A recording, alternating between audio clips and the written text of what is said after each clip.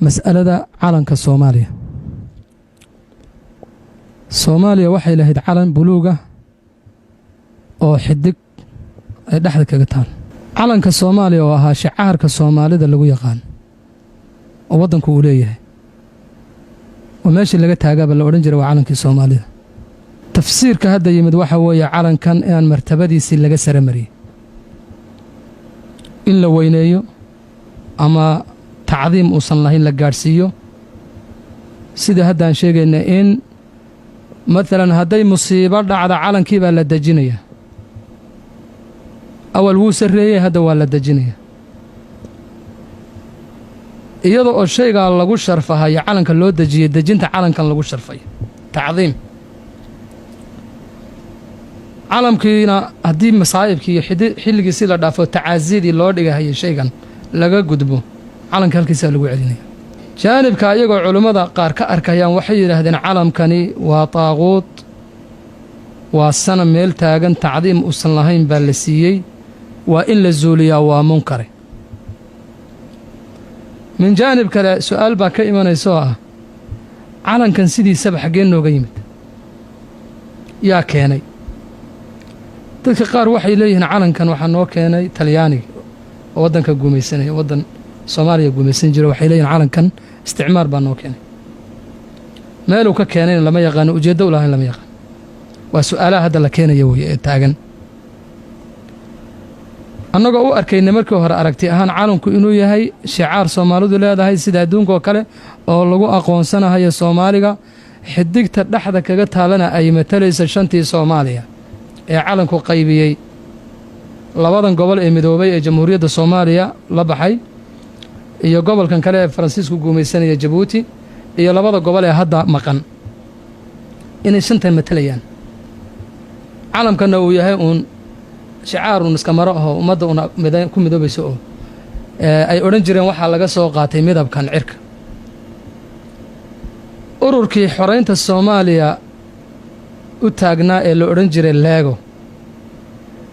inay iyagu intay tashaawureen oo tashadeen ay yiraahdeen calanka midabka aan ka dooranno aanu ekaysiino cirka shanta Soomaaliya calanka dhaxdan ka dhigan shicaarkeenu waa ka intaasaan aaminsaneyn oo i'tiqaadsanayn aw laakiin su'aalahan ayaa hadda u gudbay wala shaka fihi in la weyneeyo marka mas'alad diiniya oo hadda meel taagan oo calanka loo soo daliilinayo ama xadiid rasuul oo calanka Soomaaliya ma jira laakiin hadii shaygii la weyneeyay oo qadarkiisii la dhaafiyay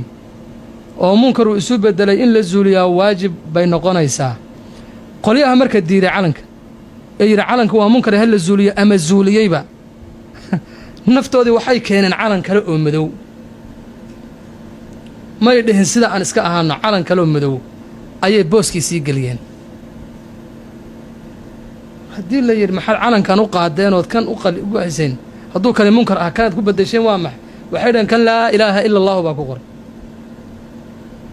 shicaarka muslimiintuna waa laa ilaaha illa allah naga dhaxayo kale ma jiro marka mas'aladaas hadda maanta caaliqa oo muran badan keentay waa baadil iyo waa xaqna inta badan muranku hadda maanta uu ka dhashay marka Sheekh Umar bal mas'aladaas inaad ka hadasho maadaama maraajicda culimada Soomaaliya aad tahay yaan doonayno shacabka aad u sheegto bismillaahir rahmaanir rahiim alhamdulillaahi rabbil aalamiin وبه نستعين على أمور الدنيا والآخرة والدين صلى الله وسلم وبارك على نبينا محمد وآله وصحبه أجمعين وبعد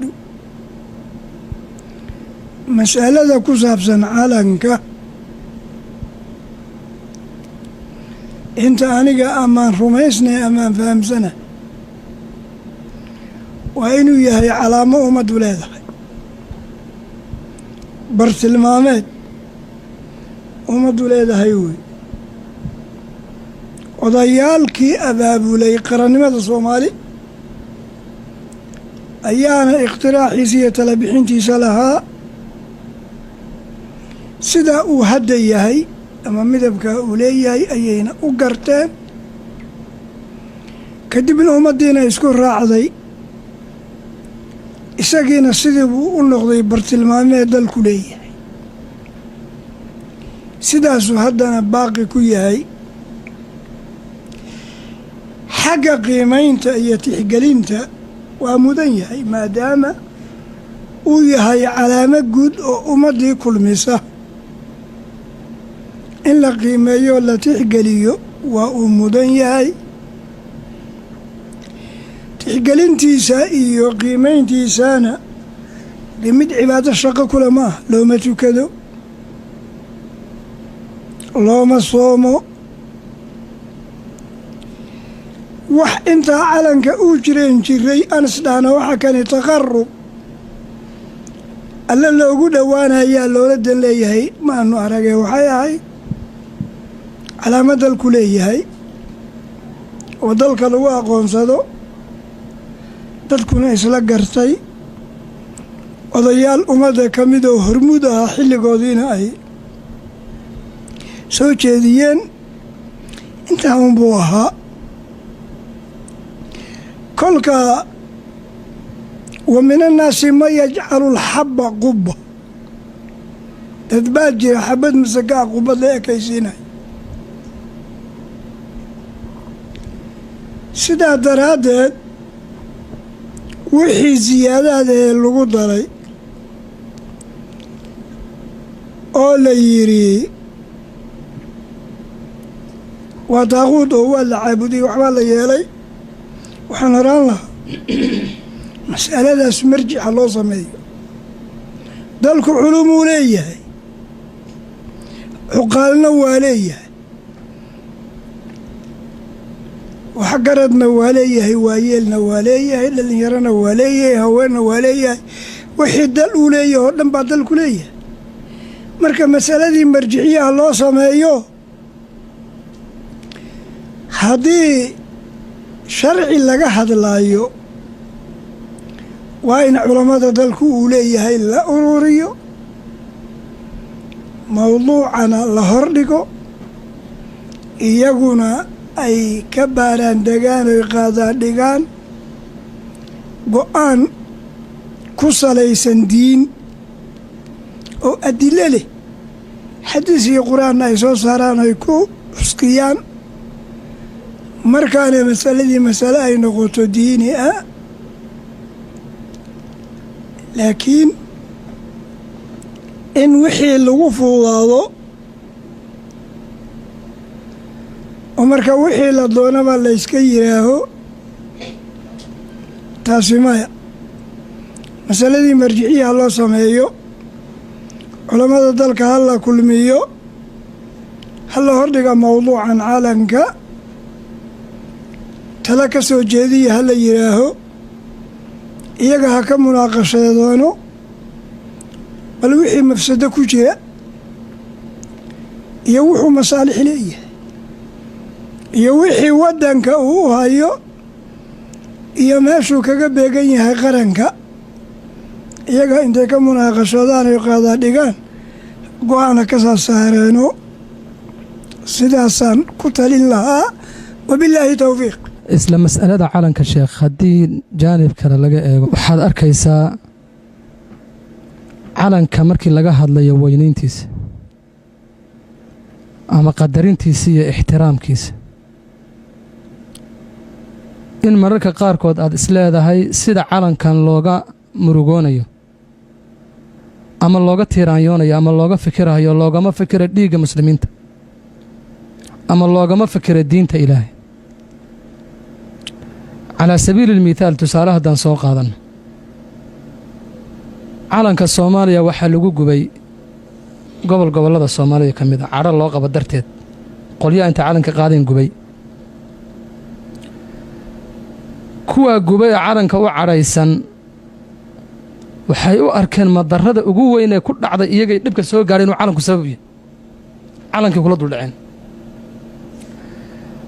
qolyo ka soo horjeedana waxay u arkeen muqadasaadkoodii iyo sharaftoodii iyo xurmadii ay lahaayeen in meel looga dhacay. waxay sameeyeen mudaaharaad, way kaceen, way cadhoodeen, way hadleen. cuqaashoodii iyo culimmadoodii iyaguna way hadleen, iyagoo difaacaya. calanka waxaa loo sameeyey muusig la yidhaahdo muusikada calanka oo khaas u ah oo lagu weyneeyo oo lagu qadariyo oo loo qaado. mararka qaarkood miyaan la dhihi karin aayadda ilaah uu leeyahay wa min annaasi man yatakhidu min duuni illaahi andaadan yuxibbuunahum ka xubbi illaah calankii heerka ay gaadhsiiyeen jacaylka iyo qadarinta iyo ay gaadheen miyaan la dhihi karin nooc maaquluwi ayaa ku jira miyaan la dhihi karinoo marka ay ahayd dadku inaysan ilaa heerkaa ayna gaadhsiiyeen calanka meesha kuwo kalena ay ka gaabiyeen oo ayagu naftooduna ay ku xadgudbeen oo intay calankii qaadeen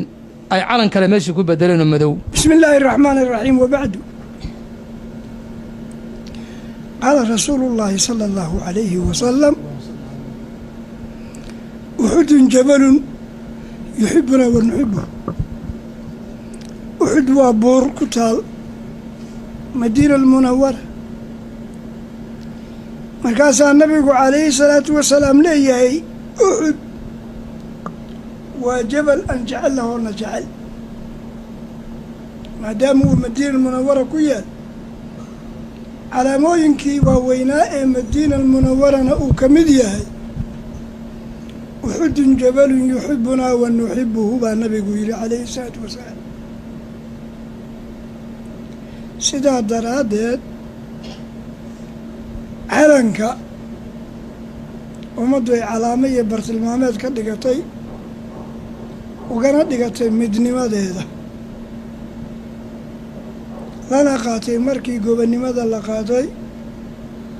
waddankoo kala gogo'naa oo gumaysasa xariiriyey gabalba meel geeyey markii rabbi alla ka dulqaaday oo gobolladii waddanka ay isu yimaadeen bay calankan samaysteen oo tilmaamaya midnimada waddanka uu midoobay midnimadaa waddanka midoobay baa calanka laguna aqoonsaday laguna tixgel saasaa loo tixgeliyey oo la fiiriyey marka bartilmaameed waddanka inuu u yaho calaamo u yahay maahee wax calanka caabuda oo shacaa'irtii islaamka ee ilaahay noo jideeyey nabigana ina baray